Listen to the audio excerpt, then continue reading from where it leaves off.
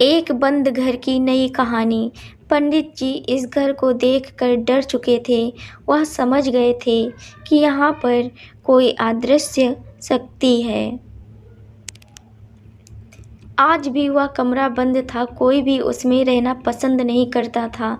वहाँ के लोगों का कहना है कि उस घर में कोई भी रहना पसंद नहीं करता था।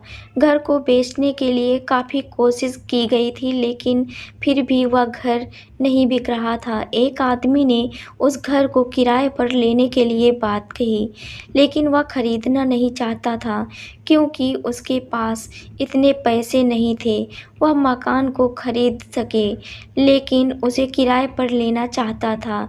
घर के मालिक से बात की गई और पूछा गया कि आप अपने मकान को किराए पर देना चाहते हैं तो मुझे दे सकते हैं, मुझे किराए पर रहना है। वह आदमी कहने लगा कि यह मकान काफ़ी समय से खाली पड़ा हुआ है, अगर आप इसे खरीद सकते हैं तो बहुत अच्छी बात है।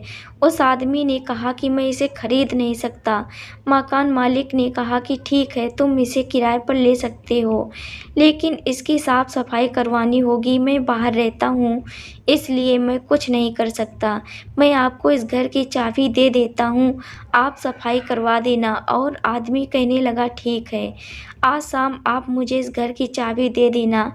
शाम को मकान मालिक आता है और उसे चाबी दे देता है और वह घर भी खुलवा देता है, जिससे कि वह घर को देख पाए कि यहाँ पर क्या क्या चीज़ें रखी हुई हैं। वह आदमी देखता है और कहता है कि मुझे तो बहुत सफाई करनी पड़ेगी, लगता है काफ़ी समय से घर बंद है। मकान मालिक ने कहा कि तुम बहुत समय से यह घर बंद है, हम लोग बाहर रहते हैं इसलिए यहाँ पर आ नहीं पाते। मैं तो किसी कारणवश यहाँ आया था, आपसे बात हो गई तो मैंने आपको यह किराए पर दे दिया। उसके बाद वह मकान मालिक चला जाता है और वह आदमी सफाई करवाता है, जिससे कि वह उस घर में किराए पर रह सके। 2 दिन के काम के बाद अब वह घर रहने लायक बन चुका था। जब उसने देखा कि साफ सफाई बहुत अच्छी तरह से हो गई है तो उसने अपना परिवार भी वहीं पर बुलवा लिया था, क्योंकि वह वहीं पर जॉब करता था। इसी वजह से उसे किराए पर मकान चाहिए था। उसके परिवार में 2 छोटे-छोटे लड़के और उसकी पत्नी और वह खुद ही था। कुल मिलाकर 4 मेंबर ही थे। उन्होंने रहना शुरू कर दिया था और अपने खाने-पीने का सामान भी वो सब कुछ लेकर आए थे। रात को बहुत काम करना पड़ रहा था क्योंकि सामान बहुत देरी से पहुंचा था, जिसके कारण वह सारा सामान फैला हुआ नज़र आ रहा था। इसलिए रात तक वह काम करते रहे और सामान को अच्छी तरह से लगाने लगे। उन्हें रहते हुए भी 2 दिन ही बीते थे, इससे ज़्यादा वक्त हुआ नहीं था। लेकिन उसकी पत्नी कहती थी कि मुझे ऐसा लगता है कि इस घर में कोई और भी रहता है। पत्नी की बात सुनकर पति कहने लगा कि ऐसा कैसे हो सकता है, हम लोगों के अलावा यहाँ पर कोई भी तो नहीं है।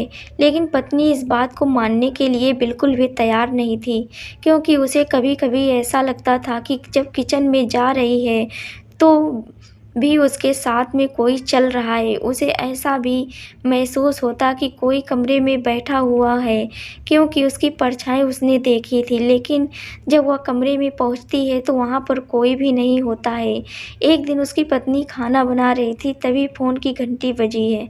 फ़ोन को उठाने के लिए कमरे में जैसे ही गई तो कुर्सी जहाँ पर रखी थी उस जगह पर नहीं थी।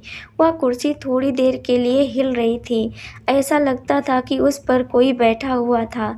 जब शाम को पति आया तो पत्नी ने उसे सब कुछ बता दिया और कहा कि मुझे ऐसा लगता है कि यहाँ पर कोई और भी है, हमारे अलावा कोई ऐसा आदमी यहाँ पर रहता है जो कभी-कभी दिखाई देता है। पति अपनी पत्नी की बात पर हँस पड़ता है और कहता है कि मुझे तो आज तक ऐसा कुछ भी नहीं नज़र आया।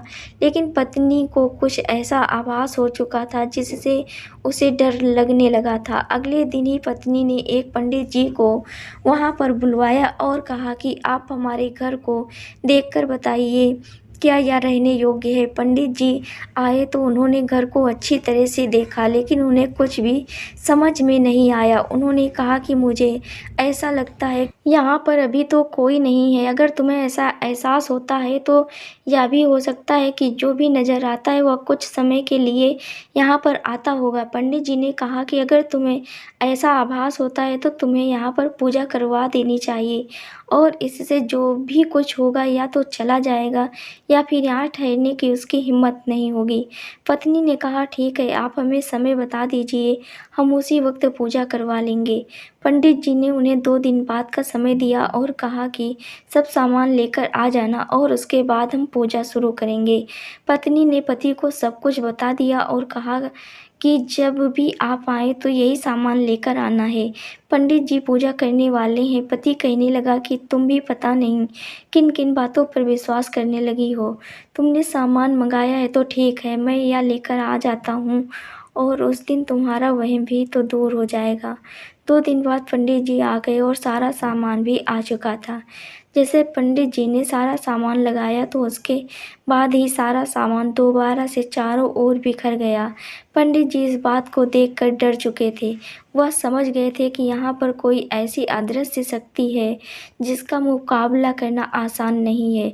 यह सब कुछ उसके पति ने भी देखा। वह भी उस समय डर चुके थे। उन्होंने कहा कि अब हमें यहाँ नहीं रहना, हमें लगता है यहाँ पर कुछ है। तुम्हारा वहम जो था वह यकीन में बदल गया, हमें यहाँ से चले जाना चाहिए। अगले दिन ही वह सारा सामान लेकर वापस चले गए। कभी कभी इंसान को कुछ भी मालूम नहीं होता, लेकिन जब देख लेता है तो उसे यकीन हो जाता है। इसलिए घर में जाने से पहले हमेशा तैयार होकर जाना चाहिए। किसी दूसरे के घर में रहने से पहले अच्छी तरह से देख लेना चाहिए कि वह घर रहने लायक है या नहीं। एक बंद घर की नई कहानी। अगर आपको यह कहानी पसंद है तो लाइक करें और चैनल को सब्सक्राइब करें।